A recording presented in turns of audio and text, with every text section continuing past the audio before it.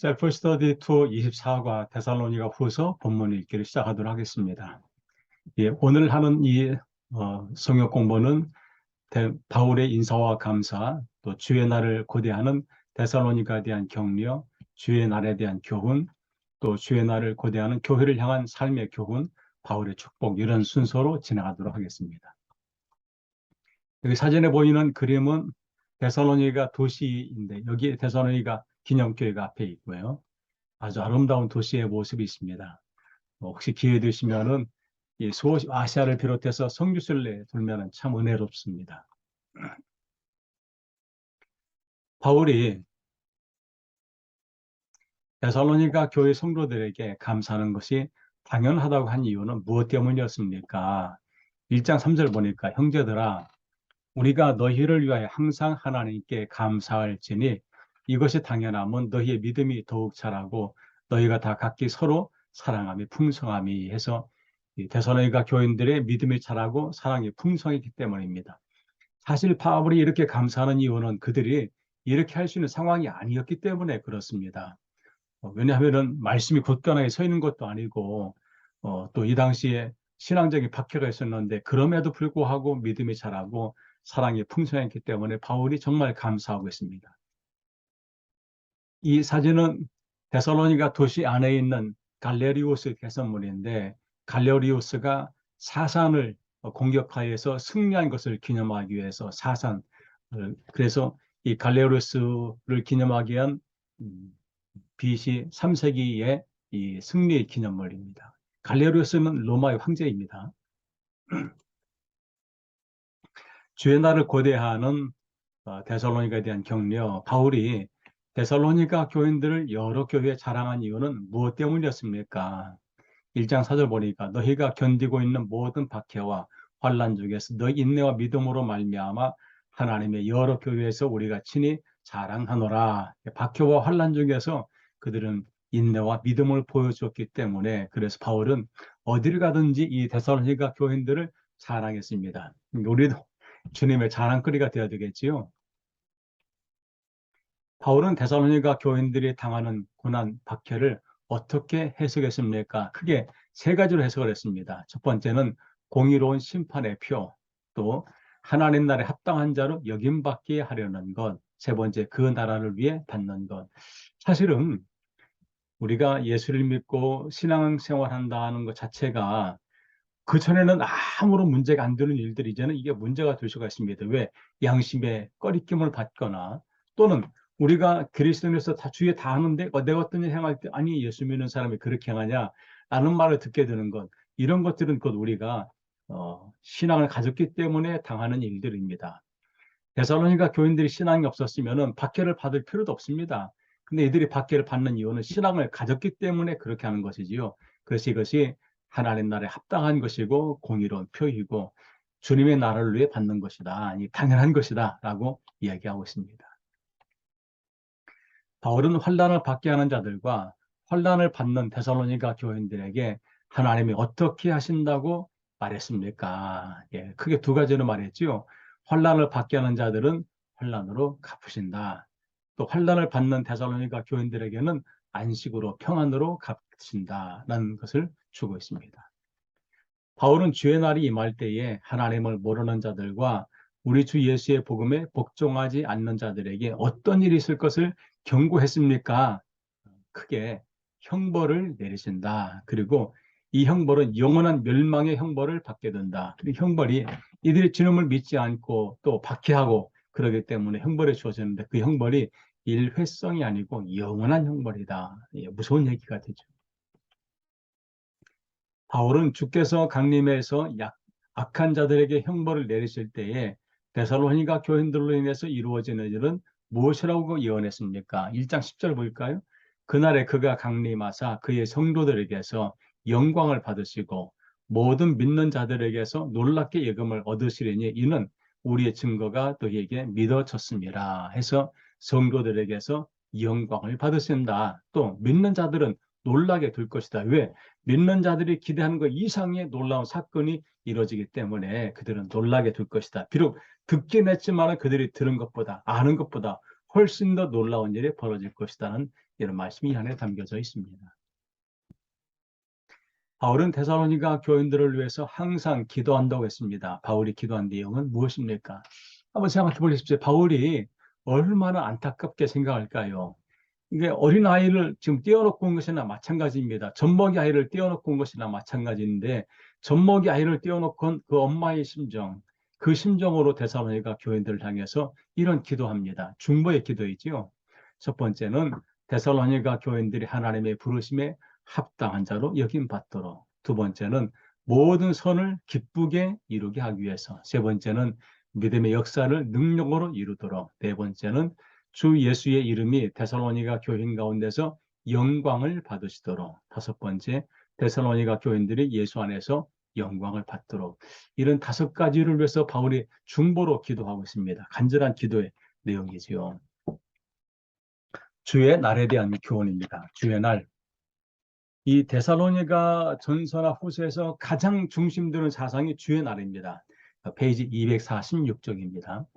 이 주의 날에 대해서 바울은 어떤 교훈을 본문에서 주고 있을까요? 바울은 주의 강림의 날, 이 날에 대한 미혹들에 대해서 어떻게 대처하기를 당부했습니까? 그러니까 이 주님의 날, 즉 종말의 날 또는 멸망의 날이 어제 오늘, 이 이야기는 어제 오늘 얘기가 아닙니다. 이때 이 당시에도 이미 이런 이야기도 있었다는 것을 쉽게 알 수가 있습니다. 그런데 이런 얘기에 대해서 어떻게 대처하라 2장 2절 보니까 영어로나 또는 말로나 또는 우리에게서 받았다 하는 편지로나 주의 날에 이르렀다고 해서 쉽게 마음이 흔들리거나 두려워하거나 하지 말아야 된다. 즉 쉽게 마음이 흔들리거나 두려워하지 말라라고 당부합니다.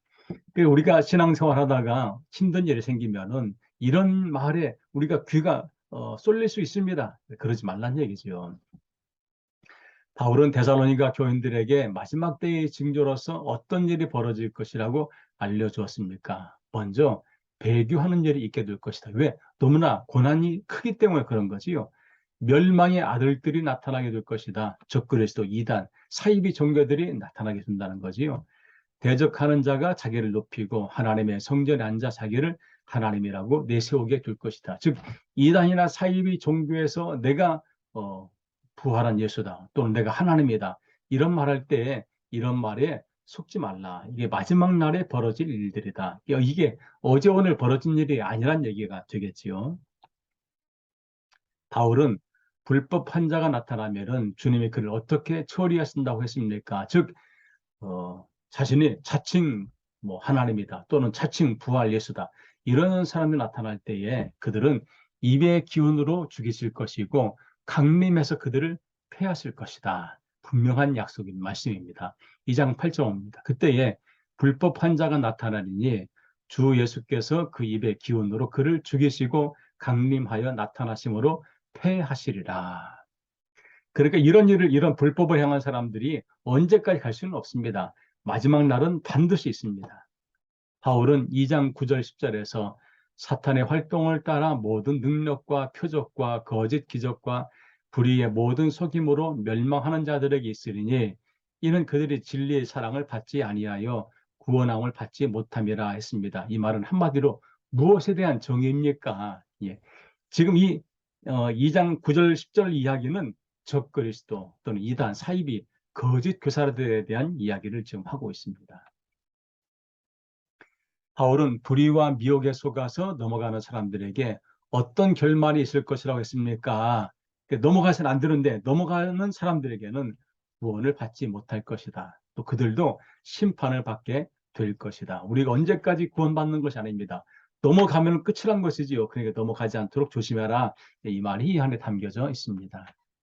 바울은 데살로니가 교인들에게 하나님의 구원이 어떻게 임했다고 했습니까? 하나님이 처음부터 택하셨다.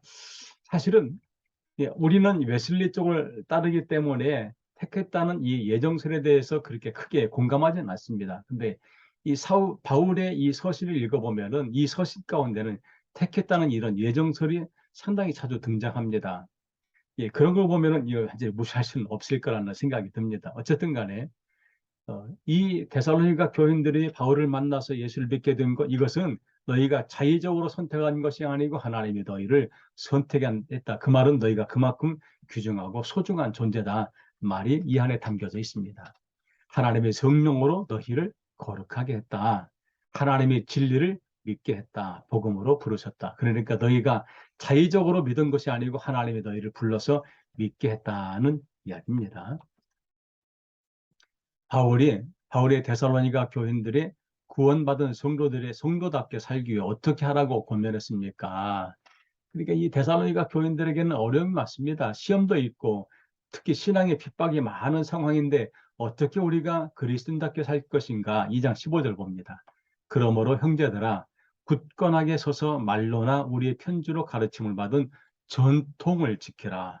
전통을 지키라. 이 말의 의미는 바울이 말해주는 신앙의 전통 위에서 살아라. 그것이 어떻게 굳건하게 또는 가르침 받은 대로 해라. 그러니까 바울의 가르친 대로 해야지 다른 사람의 가르침에 대해서 귀를 기울이지 말라는 얘기도 담겨져 있습니다. 데살로니가 교우들을 위해서 그리고 우리를 위해 바울이 전하는 축복의 기도를 찾아 읽고 빈칸을 채우시오. 읽어볼까요? 우리 주 예수 그리스도와 우리를 사랑하시고 영원한 위로와 좋은 소망을 은혜로 주신 하나님 우리 아버지께서 너희 마음을 위로하시고 모든 선한 일과 말에 굳건하게 하시기를 원하노라. 참 귀한 말씀입니다. 주의 날을 고대하는 교회를 향한 삶의 교훈 페이지 248쪽입니다. 데살로니가 교인들을 향해서 그리고 우리를 향해서 바울이 중보로 기도한 구체적인 기도의 제목을 찾아 적어보십시오. 바울이 구체적으로 기도하고 있습니다. 구체적으로 보겠습니다. 주의 말씀이 그들과 우리 가운데서 퍼져나가 영광스럽게 되도록. 두 번째는 부당하고 악한 사람들에게서 건짐받도록. 왜냐하면 우리가 쓰러지고 넘어지기가 쉬우니까 그러겠지요. 세 번째, 우리를 굳건하게 해서 악한 자에게서 지킴받도록.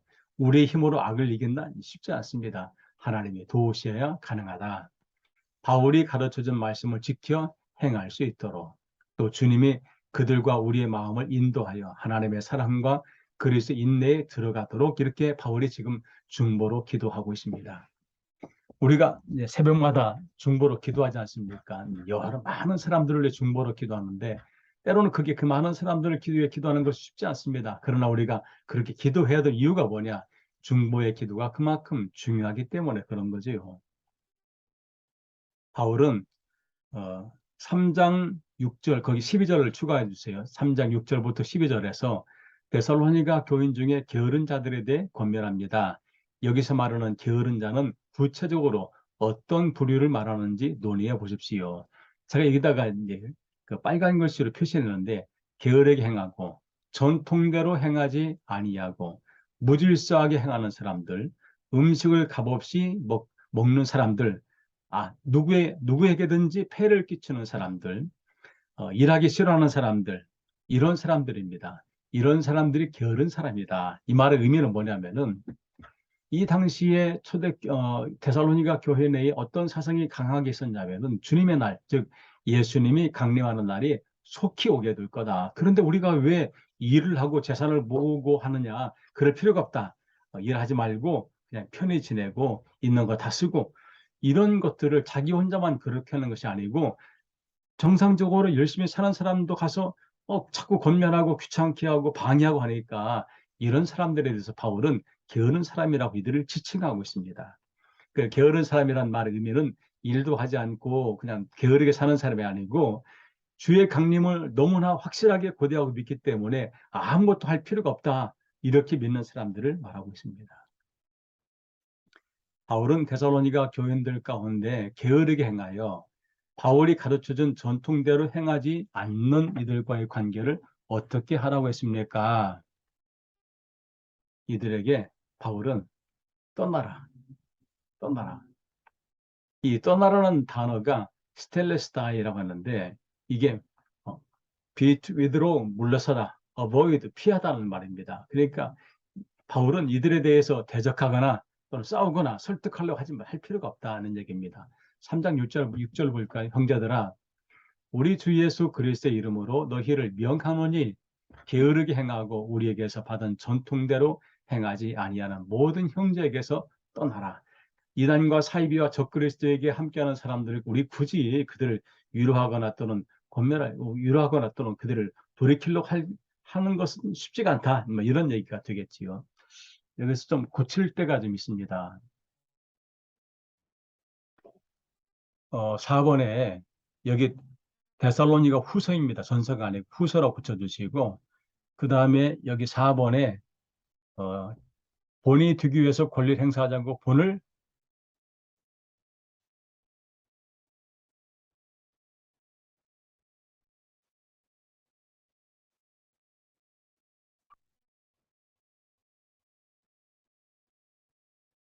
음, 예, 뒤에 있습니다. 예, 그 다음에요.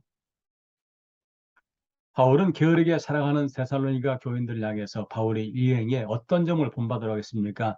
데살로니가 후서입니다. 전서가 아니고 고쳐주시기 바랍니다. 바울의 일행은 무질서하게 행하지를 않았습니다. 또 음식을 값없이 먹지 않았습니다.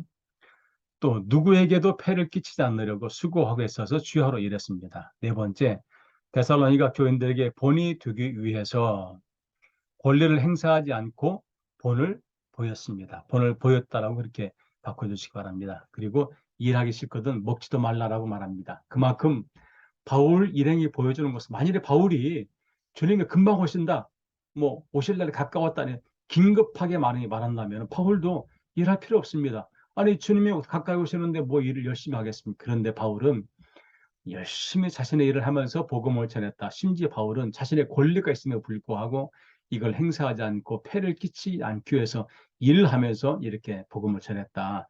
이 말은 내가 한 것 같이 여러분도 그렇게 해라. 라는 권면의 의미가 이게 담겨져 있습니다.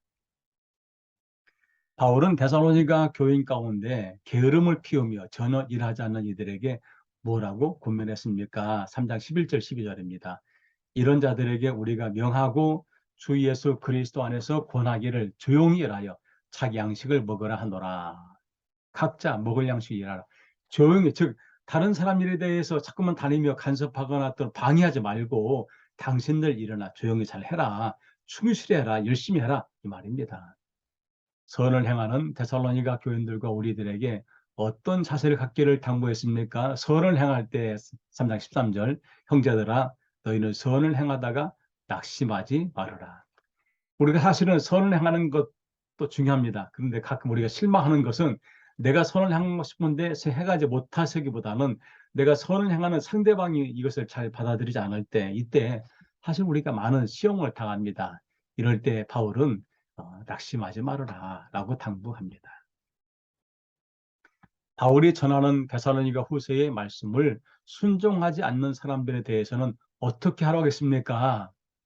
즉 사입이나 이단에 빠질 뿐만 아니고 이 복음의 말씀에 대해서 따르지 않는 사람 어떻게 하라?